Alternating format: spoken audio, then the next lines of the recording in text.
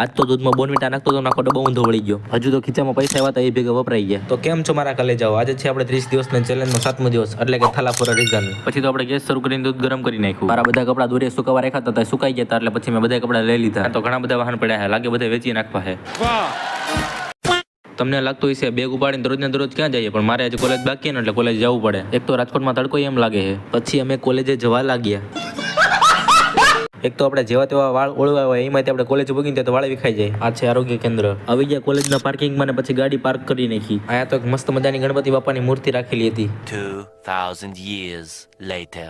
કોલેજથી છૂટીને પછી નીકળી ગયા ઘર બાજુ. આવી ગયો પછી એકાદો ચોક. આજે તો બીજા રસ્તે હાલ્યા મારે હાલીને જવું પડ્યું હોસ્ટેલ વચ્ચે ટ્રેનનો પાટો આવી ગયો. આપણી આ ગાડીને તો કોઈ ધોઈ નાખી છે. થઈ ગયો આરતીનો ટાઈમ ને પછી અમે આરતી કરવા આવતા રહ્યા.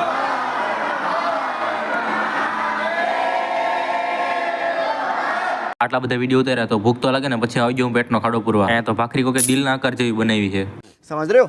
ખિસ્સામાંથી પૈસા કૂદકા મારતા હતા કે હાલ આપણે કંઈક બાર આંટો મારતા આવી. પછી તો આપણે પૈસાનું માન રાખીને આપણે નીકળી ગયા બહાર. આવી ગયું પછી રામ મંદિર ને હું મંદિરે ન જાઉં એવું તો બને જ નહીં. આપણે કામ પતાવવાનું હતું કામ પતાવીને પાછો નીકળી ગયો હોસ્ટેલ બાજુ. ઉપર રૂમમાં આવીને જોયું તો આપણા હાર્દિકભાઈ તો ગીત સાંભળતા સાંભળતા લેસન કરે છે. તો મિલતે હે ગાઈઝ નए વ્લોગ में, તબ તક કે लिए બાય બાય. અને એક મેઇન વાત પૈસા મને જડ્યા નથી મારા જ છે.